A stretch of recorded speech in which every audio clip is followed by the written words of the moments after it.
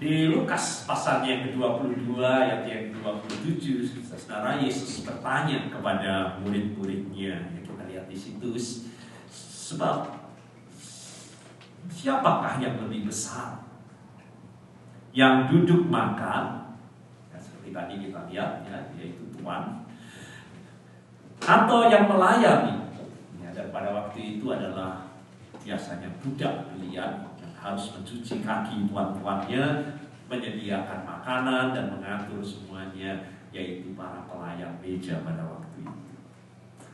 Dan Yesus menjawab sendiri, bukankah dia yang duduk makan itu yang lebih besar?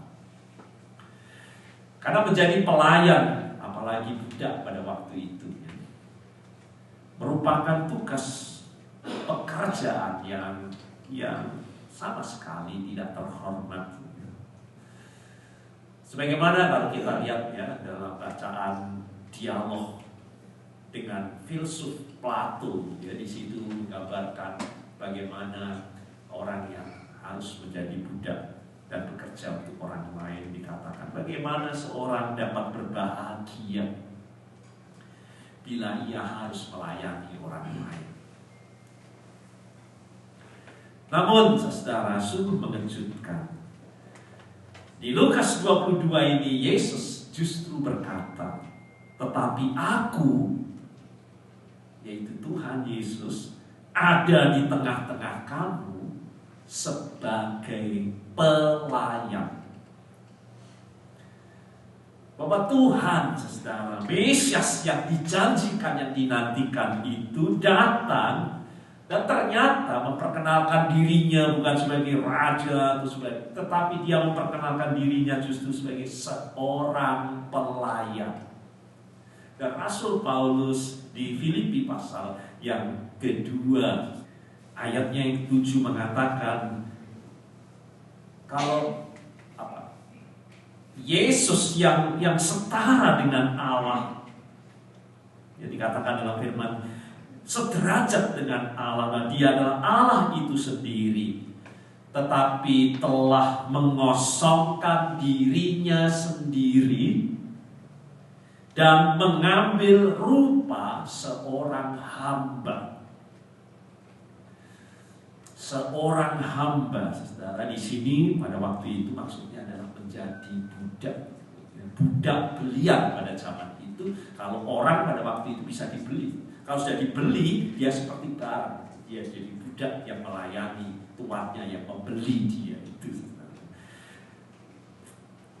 Dan Yesus menggambarkan dirinya telah mengosongkan dirinya sebagai Allah dan mengambil rupa seorang hamba itu. Dan seluruh, kita lihat misi dan maksud dari kedatangan Tuhan Yesus ke dunia ini diungkapkan dengan satu perkataan yang ada di dalam Markus pasal 10 ayat 45. Bahwa aku datang, yang kita rayakan dengan Natal, dengan gegap gempita, kedatangan Tuhan adalah untuk melayani dan bukan untuk dilayani. Dan kita tahu dari seluruh Injil yang kita baca, itulah yang dilakukan Tuhan Yesus sampai akhir hidupnya.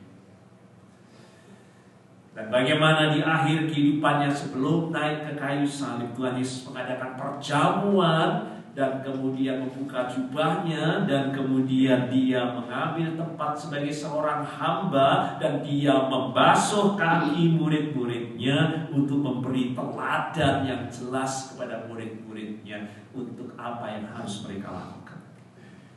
Jikalau aku membasuh kakimu, dan aku adalah Tuhan dan gurumu, menjadi hamba, maka kamu pun wajib. Jadi saya garis bawahi, wajib untuk saling membasuh kakimu. Jadi kata wajib ini tidak ada kemungkinan lain. Bukan optional buat pengikut Tuhan. Ini harus seperti itu, harus seperti itu. Maka dikatakan, hendaklah kamu, kalau kita sungguh mengikut Tuhan, dalam hidupmu bersama itu kita harus menaruh pikiran dan perasaan yang terdapat juga dalam Kristus Yesus. Pikiran dan perasaan. Pelayan menjadi hamba. Dan begitulah pelayanan, saudara. Pelayanan kita yang sepenuhnya itu ditentukan oleh pelayanan Kristus. Bukan kita yang menentukan bagaimana cara atau mestinya kita melayani. Sehingga kita tidak dapat melayani menurut pendapat dan kemauan dari diri kita sendiri. Barang siapa melayani aku, ia harus mengikuti aku. Dan cara untuk melayani dan bagaimana melayani itu bukan menurut cara dan bagaimana kita, tetapi harus sesuai dengan cara Tuhan. Harus mengikuti aku, bagaimana aku itu melayani, ya Tuhan katakan. Dan di mana aku berada, di situ pelayanku akan berada. Tetapi sejujurnya, saudara, banyak orang yang terlibat dalam pelayanan, mengatakan pelayanan Tuhan, pelayanan gereja, tetapi memberikan arti yang lain mengenai pelayanan itu. Tidak seperti yang diteladankan Tuhan, juga tidak seperti yang diperintahkan atau yang dipanggilkan Tuhan kepada kita. Kadang-kadang pelayanan diartikan, kalau kita sudah terlibat dalam pelayanan, kita seperti membagikan kebaikan, ya kita melakukan derma, amal, memberi sedekah ala kadarnya. Sama seperti orang yang minta-minta kepada kita dan kita melayaninya dengan memberi ala kadarnya orang yang membutuhkan. Atau kita seperti melayani orang-orang yang sedang terkena musibah. Lalu caranya bagaimana? Ya, kita kumpulkan barang-barang bekas, barang-barang yang sudah tidak kita pakai lagi di rumah, memberikan barang-barang yang kelebihan dari kita atau yang sisa dari kita ini. Dan demikian orang melakukan pelayanan dalam persepsi seperti itu.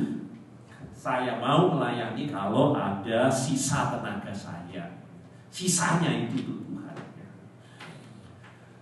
Atau bila ada kelebihan waktu. Ya, kalau ada kelebihan waktu, kalau nggak ada waktu ya minta maaf. Minta maaf itu bisa terlibat dalam pelayanan. Nah, berapa banyak kita memahami pelayanan seperti itu? Dan itu memang tidak buruk, saudara. Daripada tidak sama sekali. Ya kasih sisa-sisa ya kalau ada kelebihan ya waktu ya. Untuk Tuhan. Dan kita lihat bahwa pelayanan Tuhan tidak memberi kita sisa, tapi seluruh dirinya datang, segenap hidup dan jati dirinya adalah untuk menjadi hamba yang melayani. Seluruh hidup, seluruh waktu, seluruh tenaga dalam diri Kristus itu untuk menjadi hamba. Jadi hamba itu bukan sisa sekedar lalu yang lain tidak, tetapi menjadi hamba Tuhan itulah jati diri pengikut Kristus. Bukan saudara menjadi hamba Tuhan itu hanya sisanya ya 5% hidup saya ya itulah hamba Tuhan yang lain. Ya, minta maaf. Ya. Berapa banyak kita juga dapat memahami orang terlibat dalam pelayanan, tapi pelayanan diartikan hanya seperti hobi, hobi saudara. Nah nanti kita akan lihat sebentar lagi, setiap komisi akan memanggil saudara untuk terlibat dalam pelayanan. Ya. Tapi kadang-kadang pelayanan saudara sudah artikan dengan orang sering saudara dengar dengan berkata, apakah saudara mempunyai minat untuk melayani di sini? Ya, nanti akan mungkin minggu depan ya akan dibagikan list buat kita. Saudara mau terlibat dalam pelayanan di mana? Ya, saudara akan ditanya minat untuk melayani di sini atau di situ dan saudara bisa memilih. Dan kalau saudara berminat untuk ikut melayani, kami akan senang berterima kasih ya, nanti para pengurus komisi akan berterima kasih. Pelayanan dianggap sebagai minat. Saat kita melayani bukan pertama-tama berminat atau tidak, kepengin atau tidak, bersedia atau tidak, hobi. Tetapi karena Yesus memang memanggil kita, itu poinnya saudara, bukan minat saudara. Tapi itu panggilan Tuhan kalau kita sungguh-sungguh mau mengikut Tuhan. Karena Tuhan mau memakai kita. Baru setelah itu saudara harus menjawab, ini mau atau tidak. Ya. Bukan minat, saudara ini mau atau tidak. Untuk menjawab panggilan Tuhan, menjadi hamba-hamba Tuhan. Berapa banyak juga kita dapat lihat pelayanan dianggap sebagai pekerjaan sukarela, ini kan volunteer. Ya, kalau ada apa-apa ditanya, loh saya ini kan hanya melayani, tidak digaji, kok diatur-atur? Ya, suka-suka saya, ini kan volunteer aja.